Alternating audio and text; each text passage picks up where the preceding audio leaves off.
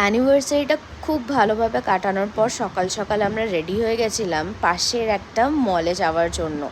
মলটা খুব সুন্দরভাবে সাজানো ছিল, রেড আর গোল্ডেন থিম ছিল মলটায়। মলটাতে তোমরা যদি কেউ এখানে আসো তো এখান থেকে অনেক মেমেন্টোস পাবে তোমাদের ফ্রেন্ডস আর ফ্যামিলিকে গিফট করার জন্য। তো আমরা কুইকলি একটু দেখে নিলাম কি কালেকশনস আছে এখানে।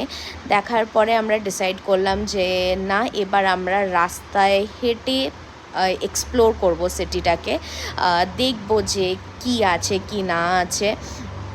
বাইরে ভীষণ গরম ছিল, বাট তাতেও আমাদের কোনো অসুবিধা হয়নি। আমরা অনেকগুলো পিকচার্স ক্লিক করেছি অ্যান্ড ভিডিওস তুলেছি। জায়গাটা এত সুন্দর, রাস্তাটা খুবই পরিষ্কার, ভীষণ ভাল লাগছিল। তো আমরা আমাদের লাঞ্চও করিনি। আমরা তো ভাবলাম যে যদি রাস্তায় আমরা কোনো ভালো রেস্টুরেন্ট পাই তাহলে মেবি উইল গ্র্যাব সামথিং। আজকে আমাদের কোনো লোকাল শপে না, বাট আমাদের আজকে প্রপার রেস্টুরেন্টে খাওয়ার ইচ্ছা ছিল। অ্যান্ড লাকিলি আমরা একটা ভীষণ ভালো রেস্টুরেন্টের খোঁজ পেলাম, দ্য পাবলিকান্স।